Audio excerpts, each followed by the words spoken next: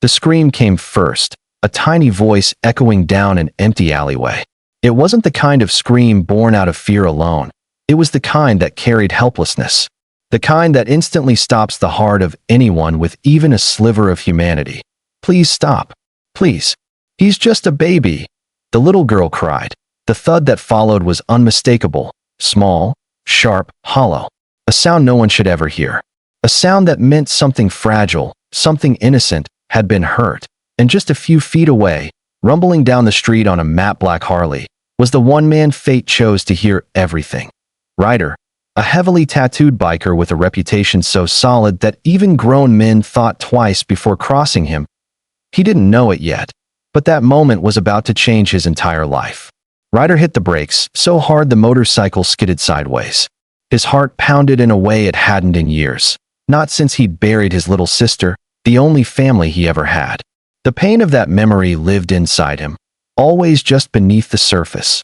But today, it began to rise. He killed the engine, and the sudden silence felt unnatural after the roar of the bike. He could still hear whimpering, still hear the girl's terrified sobs. Ryder sprinted toward the alley. What he saw felt like a punch to the chest. A small puppy, no older than a few weeks, lay whimpering on the ground, shaking in fear. Standing over it was a man with a bitter sneer and anger in his eyes, his foot raised again. The little girl, maybe 8 years old, threw herself in front of the puppy, arms wide, trying to shield it. "Move," the man growled at her. "No," she stuttered, trembling. Ryder didn't think. He didn't plan. He just reacted.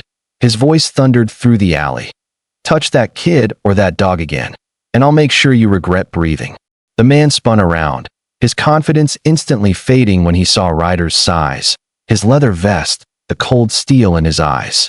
But cowards had a habit of pretending to be brave. "Mind your business," the man spat. Ryder walked forward until he stood between the girl and the man. "Hurting a child or an animal automatically makes it my business." The man hesitated, then made a mistake that he raised his hand. Ryder caught it midair with a grip like a bear trap. The man gasped as Ryder twisted his arm just enough for him to understand exactly how fragile bones really were. "I'll say this once," Ryder whispered. "Walk away." "Now." The man stumbled back, muttering curses as he disappeared down the alley. Ryder didn't even watch him leave. His eyes were on the girl, who was still protecting the puppy with her small body. He knelt. "You okay, sweetheart?" She nodded slowly, then burst into sobs.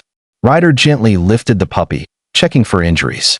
One leg was swollen, the fur dirty, the eyes full of fear.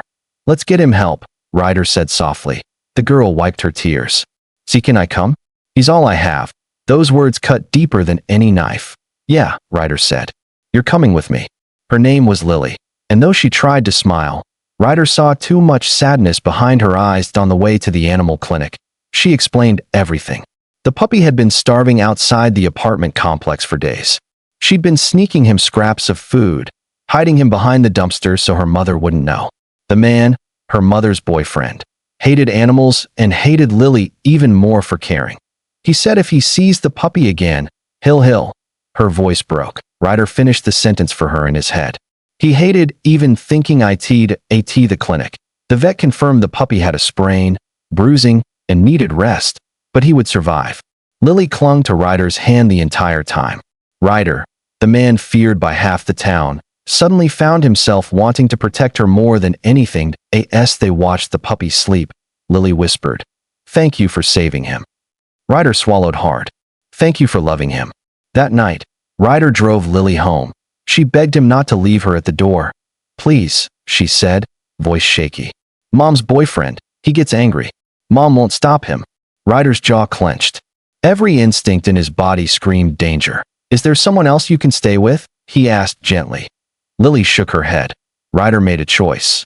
Not out of duty, not out of pity, but because he couldn't abandon another child the way he felt life had abandoned his sister. He walked her inside.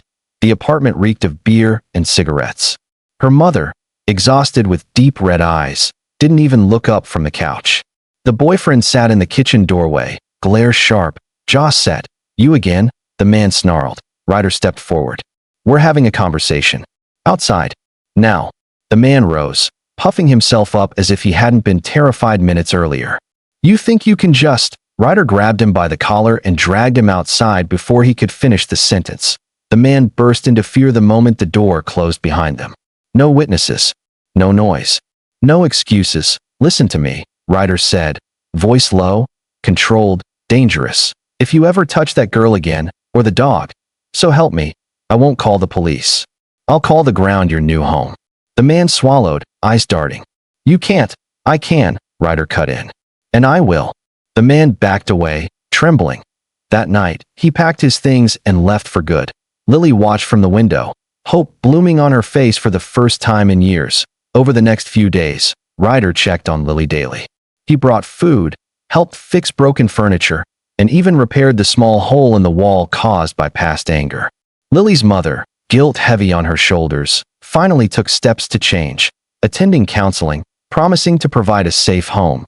But Ryder knew healing took time, and he wasn't going anywhere. He made sure Lily and the puppy, now named Lucky, were safe, healthy, and happy. Something changed in Ryder too. The walls he'd built since losing his sister began to crack, and through those cracks, something warm entered his life again that he found purpose, hope, family, in the most unexpected way. One evening, as the sun dipped low and the world turned golden, Lily hugged Ryder tightly. You saved us, she whispered. Ryder smiled. No, kiddo. You saved me. Months later, Lily stood in front of her class for a school project titled, Who is Your Hero? Most kids talked about celebrities, athletes, or movie characters, but Lily pointed to the back of the room. Ryder, tattoos, leather vest, biker boots, stood awkwardly, unsure where to put his hands. My hero, Lily said with tears in her eyes, is the man who heard me when no one else did. The man who protected me when I was scared. The man who showed me what real kindness looks like. The class fell silent. Ryder wiped a tear from the corner of his eye, pretending it was dust. Lily continued. He taught me that even the toughest people can have the biggest hearts, and that kindness saves lives. Final message for your viewers: kindness is powerful, courage is contagious, and sometimes, all it takes to change a life is simply choosing not to walk away. Call to action: if this story moved you, leave your thoughts in the comments. Tell us what moment touched your heart the most. And if you believe the world needs more kindness, subscribe to my channel, Be Kind Always, and help spread stories that inspire goodness, courage, and hope. Your support changes everything. Red Heart.